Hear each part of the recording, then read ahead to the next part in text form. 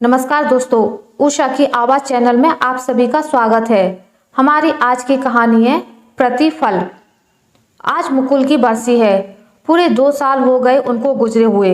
ऐसा कोई भी दिन नहीं होगा जब उनकी याद ना आई हो। बेटा बेटी की अपनी जिंदगी है। तन्हाई में मुकुल की कमी खलती है। कभी कभी जी घबराने लगता है तो बेटियों को फोन लगाकर अपने दिल का हाल कहकर खुद को बहलाने की कोशिश करती हूँ। वे हमेशा यही नसीहत देती हैं, मम्मी पापा नहीं रहे। आप बेकार उनके बारे में सोच सोचकर अपना मन खराब करती हैं। बेहतर होगा हालात से समझौता करें और बेटी बहू में दिल लगाएं। भगवान ने पहले मुझे क्यों नहीं उठा लिया, रुंधे कंठ से बोली।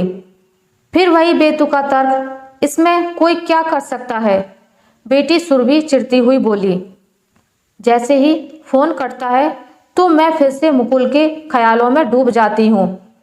मैं 32 साल की थी जब मेरी मुकुल से शादी हुई थी।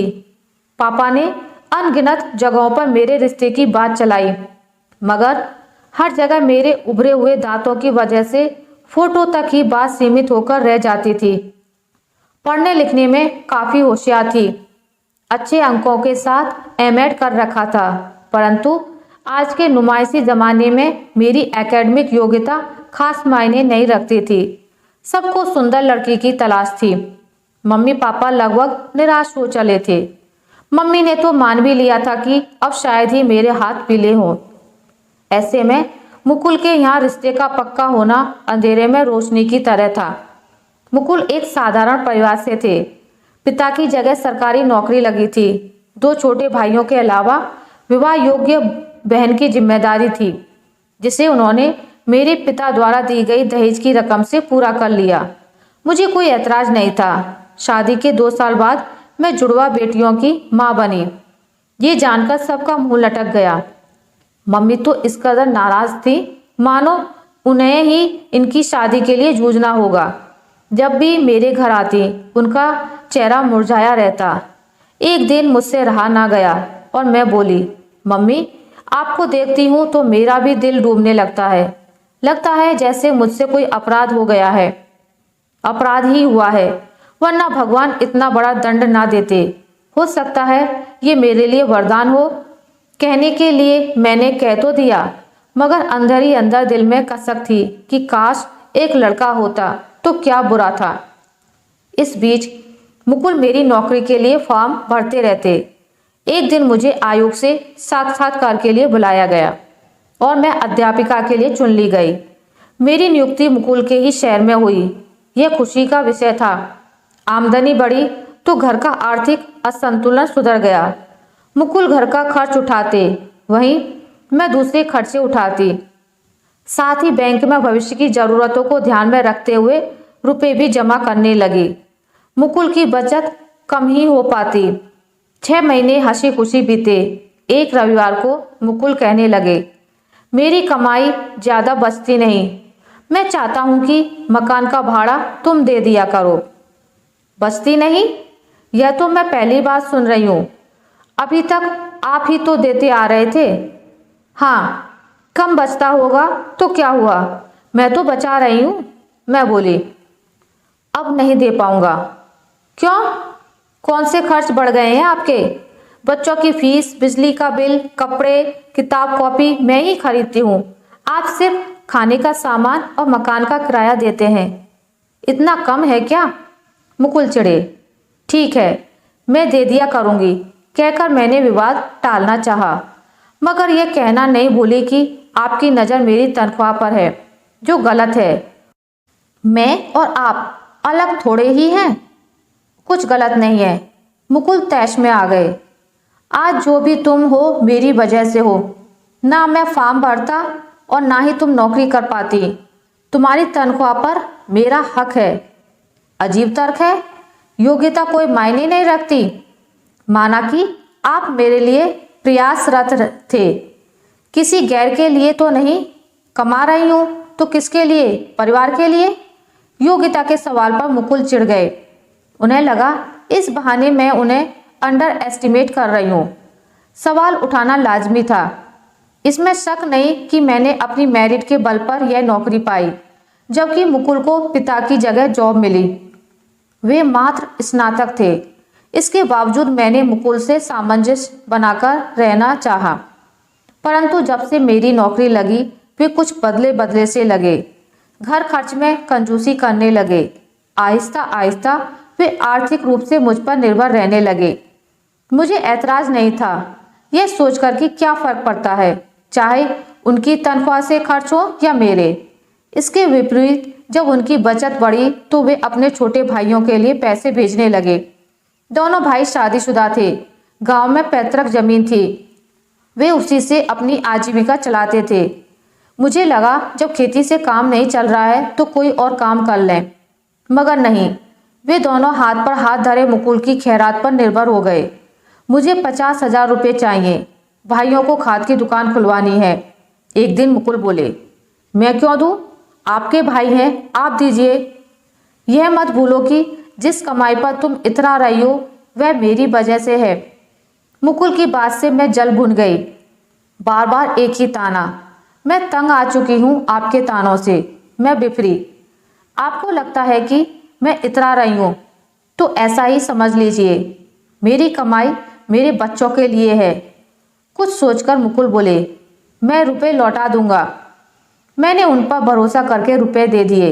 2 साल गुजर गए। मुझे एक सोने की सिकड़ी खरीदनी थी। इसी बहाने रुपए मांगे तो उखड़ गए। क्या जरूरत है सोने में रुपया फंसाने की? बेचो तो कुछ मिलता भी नहीं। कमा रही हूं तो क्या अपने शौक भी पूरे नहीं करूं? आपसे तो नहीं मांग रही हूं, आप बस मेरे 50,000 दे दें। यह फिजूल खर्ची है। अपने भाइयों पर रुपया लुटाते हैं, वह क्या है? मेरे भाइयों का नाम मत लो। मैं एक धेला भी देने वाला नहीं। मुकुल टिटाई पर उतर आए। तुम्हारी तनख्वाह पर मेरा हक है। आपकी तनख्वाह पर भी मेरा हक है। बताइए कहाँ कहाँ खर्च करते हैं? तुम मेरा हिसाब लोगी? क्यों नहीं ले सकती? आप मेरा हिसाब ले सकते हैं तो मैं आपका क्यों नहीं ले सकती? मैं क्या अय्यासी में पैसे लुटाता हूँ? तो क्या मैं कूड़े में फेंकती हूँ? परिवार पर ही तो खर्च करती हूँ। मेरे पास पाई पाई का हिसाब है। आपकी कमाई कहाँ जाती है पता ही नहीं चलता। पहले तो बिना नान नुकुर के खर्च करते थे, परंतु जब से मैं कमाने लगी हूँ आप रोते ही रहते हैं। मेरी जिम्मेदारी है मेरे भाई। आप उन्हें नाकारा बना रहे हैं। जब वे अपनी जिम्मेदारी उठाने में सक्षम नहीं थे तो क्या जरूरत थी उनकी शादी करने की? क्या उनके पत्नी बच्चे आपकी जिम्मेदारी हैं? क्या यही सोचकर मुझे लाए थे कि मेरी कमाई से मेरा घर चलेगा और आपकी कमाई से आपके भाइयों का घर? जबान संभाल कर बात करो। मुकुल तैश में आ गए। संभाल ही रही हूँ, वरना कब की छोड़ चुकी होती। चली जाओ। रोका किसने है? चली जाऊंगी। इस मनुष्य मकान में मेरा मन नहीं लगता। एक जमीन तक तो खरीद नहीं सके। अपनी कमाई से खरीद लेना। खरीद लूंगी। आपका बस चले तो जिंदगी भर किराए के ही मकान में सड़ना पड़ेगा। उस दिन की बहस से एक बात साफ हो गई कि मुकुल के मन में क्या है। मुझे रात भर नींद नहीं आई। यही सोचती रही कि कैसे आदमी से पाला पड़ा है जो अपनी पत्नी के प्रति गैर जैसा नजरिया रखता है। हमारी कमाई उसकी कमाई, इसके आगे कुछ नहीं होता। पति पत्नी का संबल होता है। यहाँ तो दूसरा ही रूप देखने को मिल रहा है। अपने बच्चों की फिक्र नहीं, भाइयों के लिए कर रहे हैं। करें, मैंने कौन सा मना किया है? परंतु मेरी कमाई पर नजर रखने का उनको क्या हक है? मेरी आंखें भर आईं। ना उन्होंने मुझे रुपए लौटाए, ना ही मैंने तकाजा किया। तीज आने वाली थी। मेरी छोटी बहन ने लखनऊ से कुछ साड़ियों की फोटो भेजी थी। साड़ियाँ सुंदर और महंगी थी। ख्वाहिश ही ऐसी रही साड़ी पहनने की। मुकुल से कहना ही बेकार था ऐसी साड़ी खरीदने के लिए। वे पति कैसे होते होंगे जो खुद पहल करते हैं अपनी पत्नियों के लिए कि वे सुंदर दिखें। मुकुल ने तो भूले से भी मुझसे नहीं कहा कि किसी तीज में तुम अपनी पसंद की साड़ी ले लो, रुपए मैं दे दूंगा। हिम्मत करके मैंने 2 साड़ियों का ऑर्डर दिया। मुकुल से बताना मुनासिब नहीं समझा।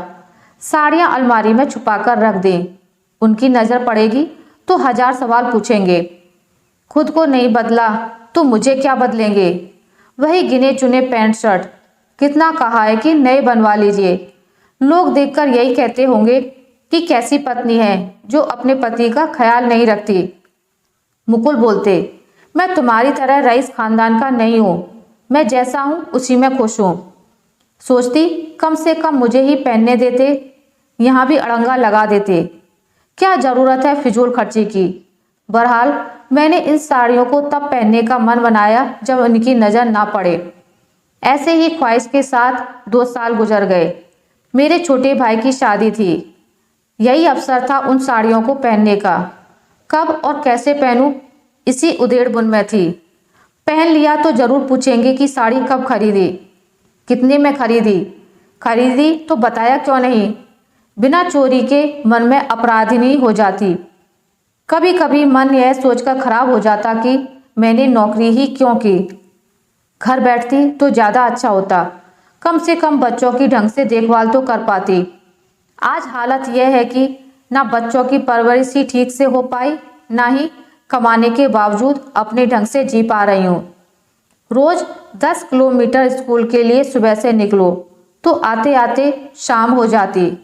इतना खटने के बाद आकर खाना बनाओ। नौकरानी के भरोसे छोटे बेटे को छोड़कर जाती। फल दूध सब पर्याप्त मात्रा में होता तो भी बेटे के स्वास्थ्य में खास फर्क नहीं दिखता। वह दुबला पतला ही रहा। नौकरानी का क्या भरोसा, खुद ही फल खा जाती होगी, कौन देख रहा है।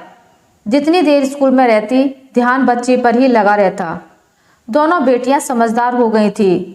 3 बजे तक घर आ जाती। उनके बाद की नौकरानी अपने घर चली जाती। इस बीच बेटे की चिंता बनी रहती। इतनी शारीरिक मानसिक परेशानियों के बाद मुकुल का रवैया मेरे प्रति नहीं बदला था। छोटे भाई की शादी निपट गई, मगर उस साड़ी को पहनने की नौबत नहीं आई। बहनों ने सलाह दी कि पहन लो, कह देना मैंने गिफ्ट में दी है, परंतु मेरे मन को गवारा नहीं था। साड़ियाँ धरी की धरी रह गई। समय गुजरता रहा। बेटा IAS की तैयारी के लिए दिल्ली चला गया। वहीं दोनों बेटियों ने भी एक बैंक तो दूसरी सरकारी स्कूल में अध्यापिका हो गई। मेरी शादी का 25वां साल था। बेटियों ने जिद करके मुकुल को सालगिरह मनाने के लिए तैयार कर लिया। उस रोज मैंने निश्चय किया कि उस साड़ी को पहनूंगी। कम से कम उस दिन तो ये मना नहीं करेंगे। सबको खबर दे दी। सब आने के लिए तैयार थे। मुकुल के लिए नए कपड़ों का इंतजाम मेरी दोनों बेटियों ने किया। वर्षों बाद इस घर में खुशियों ने दस्तक दी। सिर्फ 4 दिन बाकी थे कि एक दिन मुकुल दुर्घटना के शिकार हो गए। सड़क पर बड़ा सा गड्ढा था, उसमें पानी भरा था। वे भांप ना पाए और गड्ढे में स्कूटी चला दी। गनीमत थी सिर पर चोट नहीं आई। पैर और हाथ में फ्रैक्चर हो गया था। अचानक हमारी खुशियों को ग्रहण लग गया। डॉक्टर ने 1 हफ्ते उन्हें अस्पताल में रहने के लिए कहा। कितनी हसरत से बच्चों ने शादी की सालगिरह मनाने की तैयारी की थी। वे उदास हो गए। मन तो मेरा भी उदास था, मगर यह सोचकर तसल्ली कर ली कि जान है तो जहान है। मुकुल जब ठीक होकर आएंगे तो धूमधाम से मनाएंगे। मुकुल की भर्ती का 4था दिन था। आज ही के दिन हमारी शादी हुई थी। कभी मुकुल बारात लेकर हमारे घर आए थे। मैं दुल्हन बन नए युग में प्रवेश लेने की ख्वाहिश लिए अपने जीवन साथी का इंतजार कर रही थी। कितना मधुर पल था। अचानक मेरा मन अतीत के पन्नों में सिमट गया। चारों तरफ कितनी चहल पहल थी। शाम को आने वाली बारात को लेकर सब उत्साहित थे। सजने संवरने का क्रम जारी था। एक तरफ नए जीवन साथी से मिलने की जिज्ञासा थी, वहीं दूसरी तरफ माँ बाप से बिछड़ने की पीड़ा। मम्मी पापा का ख्याल आते ही आंखें नम हो जाती। बेटी पराई हो रही थी। पापा की नज़र जब भी मुझ पर पड़ती वे भावुक हुए बिना ना रह पाते। तभी बारात आने का शोर उभरा। सब्र से नजरें छुपाकर मैं छत पर चढ़ गई। मुंडेर की ओट से मैंने मुकुल को देखने का प्रयास किया। तभी मौसी जी की नज़र मुझ पर पड़ी। तुम यहाँ? मैं लजा गई। नीचे आकर अपने कपड़े ठीक करो, जयमाला होने वाली है। मैं जीने से उतरकर अपने कमरे में आई। लहंगे को दूसरों की मदद से ठीक किया। जैसे ही बुलावा आया, मैं धीमे कदमों से चलकर स्टेज तक आई। जैसे ही हम दोनों ने एक दूसरे के गले में जयमाला डाली, वातावरण में खुशी की लहर दौड़ पड़ी। मम्मी क्या सोचने लग गईं? मेरी बेटी ने मेरी तंद्रा तोड़ी। मैं अतीत से वर्तमान में आई। बेटी बोली, मम्मी क्यों ना आज हम केक मंगाकर पापा के साथ शादी की सालगिरह का जश्न मनाएं। पहले मुझे अटपटा लगा। मुकुल की स्थिति देखकर मन विचलित था। जब से मुकुल अस्पताल में थे, मैं लगातार उनकी सेवा में थी। एक दिन भी चैन से नहीं सोई। ऐसी स्थिति में क्या उचित होगा?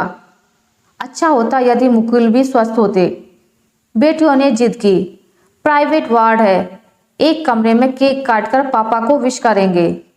मुझे हथियार डालने पड़े। मैंने अलमारी से वही साड़ी निकाली जिसे बड़ी हसरत से खरीदा था। आज ना जाने कहां से इतना साहस आ गया कि मैंने खुद से किया वादा तोड़ दिया। जो होगा देखा जाएगा। अब नहीं पहनूंगी तो कब पहनूंगी? पहनकर आईने के सामने खुद को निहारा तो आत्ममुग्ध हुए बिना ना रह सकी। बच्चों ने एक स्वर में मुझे बधाई दी। जैसे ही केक लेकर हम सबने मुकुल के कमरे में प्रवेश किया, उनकी नज़र मेरी साड़ी पर गई। इससे पहले वे कुछ पूछें, बच्चों ने याद दिलाया कि आज आप दोनों की शादी की सालगिरह है, केक काटिए। बच्चों का हौसला देखकर उनकी आंखें नम हो गईं। उठ पाना उनके लिए संभव नहीं था, लिहाजा मैंने ही केक काटकर उनका मुंह मीठा करवाया। मौका देखकर मुकुल ने धीरे से कहा, साड़ी तो बहुत सुंदर है, कब ली? 10 साल पहले। वे चौंक गए। अब पहन रही हो? डरती थी आप नाराज हो जाएंगे। क्यों नाराज होऊंगा? मुकुल ने अपराध बोध से निकलने की कोशिश की। क्यों नहीं होंगे? मैंने अपनी पसंद से पहली बार महंगी साड़ी खरीदी थी। बच्चों का मनुहार था या मेरी भावनाओं का प्रतिफल? मुकुल को अपनी गलती का एहसास था। यह मेरे लिए राहत की बात थी। उनकी आंखों के दोनों कोर भीगे हुए थे। आशा करती हूँ आपको मेरी आज की कहानी अच्छी लगी होगी। अगर आपको मेरी ये कहानी अच्छी लगी है तो इसे लाइक करें, ज़्यादा से ज़्यादा शेयर करें। और अगर आप मेरे चैनल पर नए हैं तो इसे सब्सक्राइब करना ना भूलें। मिलते हैं एक नई कहानी के साथ, तब तक के लिए नमस्कार।